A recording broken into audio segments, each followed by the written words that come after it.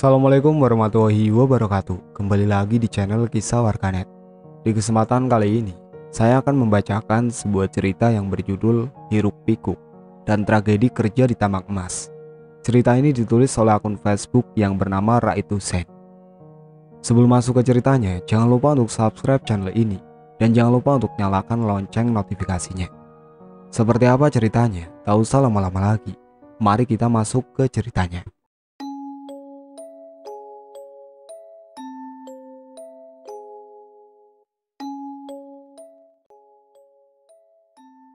Tragedi ini sangat menggemparkan di desaku karena tetanggaku yang bekerja di tambang emas tewas secara mengenaskan.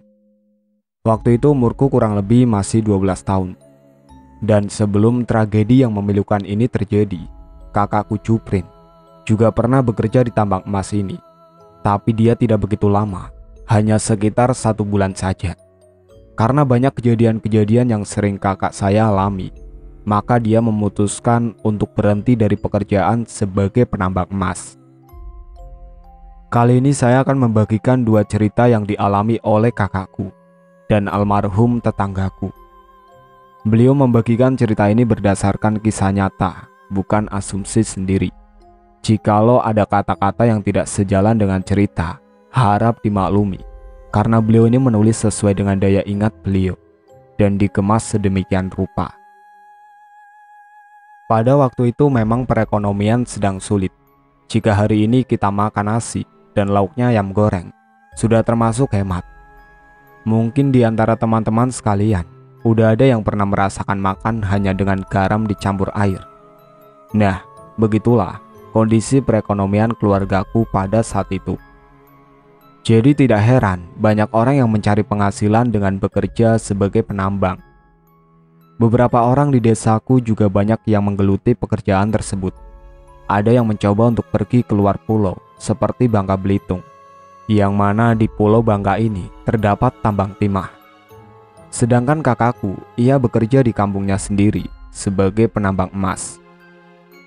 Bukan hanya kakakku saja, melainkan masih ada beberapa tetangga yang ikut bekerja di tambang emas. Untuk menuju ke lokasi hanya membutuhkan waktu 3 jam berjalan kaki dari rumah. Karena waktu itu memang belum punya kendaraan. Jadi setiap hari pulang pergi dengan berjalan kaki. Menempuh perjalanan yang jauh dan memakan banyak waktu bagi kakakku sudah biasa. Yang tidak biasa itu ketika mendapat giliran shift malam. Bukan karena cuaca dingin atau apa, melainkan setiap malam ada aja yang usil ketika sedang menambang. Jangankan malam, siang pun masih suka usil. Setiap hari dilewati seperti biasanya, kakakku sudah mulai bisa beradaptasi dengan keadaan sekitar. Melihat penampakan-penampakan sudah tidak menakutkan lagi, karena sudah menjadi makanan setiap hari. Kakakku sering bercerita kalau setiap malam ia sering mengalami hal-hal aneh ketika berada di dalam lubang. Terkadang ada batu yang terlempar sendiri, ada suara yang minta tolong, ada darah mengalir. Bukan hanya itu, bahkan sering ada bayangan yang tiba-tiba lewat, sehingga membuat kakak saya semakin bergidik ngeri. Sebenarnya dari kejadian-kejadian itu sudah membuat nyali kakak saya ciut, dan berniat untuk berhenti bekerja, tapi semua itu ia urungkan, karena tidak ada pekerjaan lain yang gajinya lebih besar dari ini. Kadang kalau tidak ada mandor, bisa mencuri sebutir emas. Setengah bulan sudah ia lalui. Rasa-rasanya kakak saya sudah menjadi teman bagi mereka. Belum genap 1 bulan kakak saya memutuskan untuk berhenti dari kerjaannya. Bukan karena apa-apa, melainkan ada sesuatu hal yang menyebabkan kakak saya sudah tidak sanggup lagi untuk berlama-lama kerja di tambang. Perlakuan makhluk-makhluk di area tambang semakin hari semakin tidak masuk akal. Bukan hanya menampakkan diri, tapi mereka juga bermain fisik. Suatu malam, sekitar pukul 12:30 dini hari, kakakku sedang menggali lubang. Tiba-tiba ia dikagetkan dengan sesosok bayangan hitam.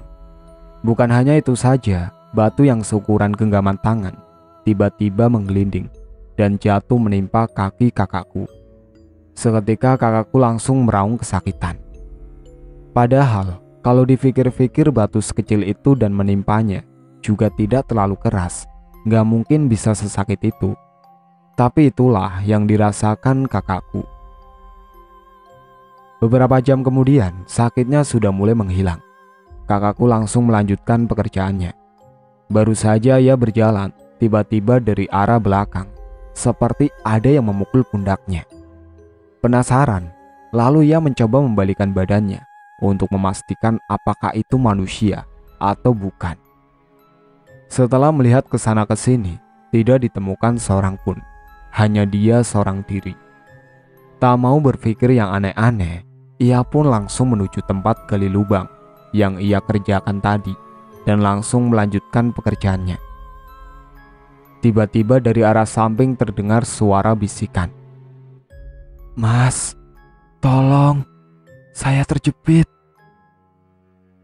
Namun kakak saya tidak menghiraukannya dan lagi-lagi suara minta tolong itu terdengar kembali. "Mas, tolong saya." Karena penasaran, kakakku memalingkan wajahnya. Kaget bukan main, apa yang ada di hadapannya ini bukanlah setan yang sering ia lihat, melainkan sosok anak-anak dengan wajah hancur dipenuhi darah. Bukan hanya wajah, beberapa bagian tubuhnya pun sudah tidak utuh lagi. Seketika kakakku langsung lari, meski kakinya terasa sakit, ia tetap paksakan untuk berlari. Tiba-tiba kakinya tersandung batu kecil dan ia pun terjatuh.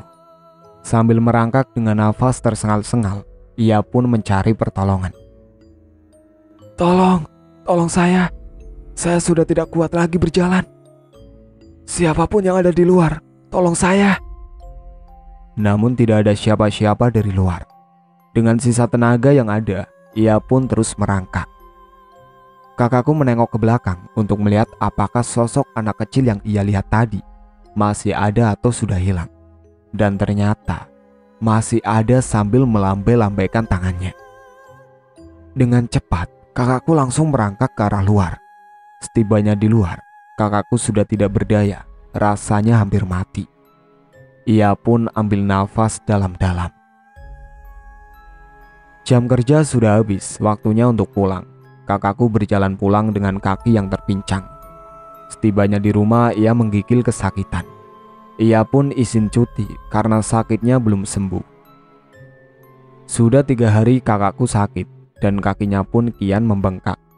Untuk berjalan saja harus digendong. Semakin hari bengkaknya bertambah besar, padahal sudah diobati dengan ramuan tradisional. Karena sudah tidak ada jalan lain untuk kesembuhan kakakku, akhirnya dibawalah kepada kiai yang ada di desaku. Setelah dicek, ternyata luka yang ada di kaki kakakku ini bukanlah luka biasa dan tidak bisa diobati dengan obat-obatan luar. Katanya luka yang ada di kaki kakakku ini jadi makanan setan. Setiap hari, setan-setan itu menjilati kaki kakakku. Setelah dibawa ke tempat kiai, akhirnya kakinya sudah membaik. Yang tadinya bengkak, kini sudah kempes. 1 minggu kemudian setelah kesembuhannya, ia pun pergi ke tambang untuk menyatakan berhenti dari pekerjaannya. Semenjak dari kejadian itu, kakakku sudah tidak mau lagi diajak untuk kerja di tambang, dan ia kini memilih kerja di kebun. Tragedi yang mengenaskan ini dialami oleh tetanggaku. Sebut saja namanya Arya, nama disamarkan. Setelah kakak saya mengundurkan diri dari pekerjaannya, setengah tahun kemudian Mas Arya ini masuk untuk bekerja sebagai karyawan tambang emas. Setiap pagi ia pamit kepada orang tuanya untuk bekerja seperti biasa. Hari-hari ia lalui, tak terasa sudah cukup lama ia bekerja. Berangkat pagi pulang sore, begitu juga sebaliknya, berangkat sore pulang pagi. Mungkin kejadian-kejadian mistis sering ia alami juga. Tapi dalam cerita kali ini, saya tidak menceritakan kejadian mistisnya, karena dalam cerita sebelumnya sudah saya ceritakan. Suasana pagi yang sejuk, di mana burung-burung sedang berkicau ria, begitu juga dengan suara binatang lainnya yang saling saut menyaut. Orang-orang mengerjakan aktivitasnya masing-masing. ada yang pergi ke kebun, sawah, ladang, karena mayoritas masyarakat di tempat saya bertani. Pada pagi itu, ia pun berpamitan kepada keluarganya untuk berangkat bekerja. Tapi, pagi ini terlihat berbeda dari dirinya, tidak seperti pagi-pagi sebelumnya. Ibunya juga heran, yang tadinya ia berangkat hanya bersalaman, kali ini ia sambil memeluk, bukan hanya kepada orang tuanya, melainkan sama adiknya juga yang paling kecil. Ia memeluk erat adiknya sambil berpesan, "Kamu jangan nakal ya, jadilah anak yang berbakti, jangan buat orang tua menangis." Kurang lebih seperti itu pesannya. Bekal sudah disiapkan, berangkatlah ia untuk mencari nafkah. Singkat cerita, sekitar pukul 12 siang, terdengar kabar bahwa Mas Arya kecelakaan di dalam tambang. Kondisinya saat ini sangat kritis. Orang tuanya yang mendengar kabar itu tidak percaya. Mungkin orang lain yang kecelakaan, pikirnya. Karena khawatir dan sekaligus memastikan, berangkatlah ayahnya ke tambang tempat anaknya bekerja. Setelah melihat kondisi anak yang kritis, ayahnya pun syok dan jatuh pingsan. Terlebih lagi ibunya, ia menangis sejadi-jadinya. Awal mula kejadian yang menimpa Mas Arya yaitu ketika ia sedang mengoperasikan alat berat. Belum lama ia mengoperasikan alat tersebut, mungkin sekitar 1-3 jam. Tanpa ia sadari, batu yang sebesar pos ronda dari atas ketinggian tiba-tiba bergerak secara perlahan akibat getaran dari alat berat. Temannya yang menyadari akan hal itu langsung berteriak, "Mas Arya, awas! Ada batu menggelinding, cepat lari!" Namun dikarenakan suara mesin terlalu bising, sehingga teriakan temannya itu tidak terdengar. Beramai-ramai temannya itu terus meneriakkan Mas Arya. Seketika bongkahan batu besar tersebut langsung menggelinding. Mas Arya sadar ketika batu telah mendekati dirinya. Seketika itu dia langsung loncat dan berlari mengejar temannya yang sudah berada di luar lubang. Namun sayang, ketika ia hampir keluar dari lubang, tiba-tiba kakinya tersandung besi panjang, sehingga dirinya tersungkur, dan besi tersebut menancap di bagian paha. Dengan waktu bersamaan, bongkahan batu tersebut menimpa sebagian tubuhnya, dari pinggang sampai ke ujung kaki, dan menutupi lubang pintu keluar masuk area pertambangan. Jadi dari bagian perut sampai kepala Mas Arya itu berada di luar lubang, sementara dari bagian pinggang sampai ujung kaki berada di dalam lubang. Nah, dari bagian pinggang sampai ke ujung kaki itulah yang tertimpa batu, sehingga batu tersebut menutup lubang. Ramai orang-orang pada menangis histeris melihat kejadian yang memilukan itu, terlebih lagi orang tuanya. Untuk mengevakuasi Mas Arya butuh waktu yang lama, dikarenakan lubang yang tertutup batu. Jadi sangat sulit untuk mendorong batu tersebut. Kalaupun didorong paksa dengan alat berat, bakal akan ada banyak percikan batu, sehingga percikan batu itu akan jatuh menimpa ke diri Mas Arya. Kejadian dari jam 10 pagi dan terevakuasi jam 3 sore. Bayangkan butuh waktu berapa lama untuk mengevakuasi Mas Arya. Dengan berbagai cara dilakukan, dan akhirnya mereka memutuskan untuk memperlebar lubang tersebut dan mengoperasikan alat berat yang ada di dalam dengan cara ditarik menggunakan seling. Suasana semakin panik. Darah yang dari tadi terus bercucuran membuat banyak orang memalingkan wajahnya karena tidak sanggup melihat kondisi Mas Arya. Meski begitu, Mas Arya masih bisa bernafas dan meminta tolong. Tepat jam 3 sore, bongkahan batu itu sudah terbongkar. Kondisi badan Mas Arya sudah tidak lagi utuh dengan besi yang menancap di bagian paha. Dari bagian pinggang sampai ke ujung kaki sudah hancur. Bahkan alat vitalnya pun pecah. Segera Mas Arya langsung dibawa ke rumah sakit untuk mendapatkan perawatan. Di dalam perjalanan, Mas Arya terus-menerus meminta tolong dan selalu memanggil-manggil nama ibunya. Dalam perjalanan menuju rumah sakit, Mas Arya pun mengembuskan nafas terakhirnya. Innalillahi wa inna ilaihi rajiun.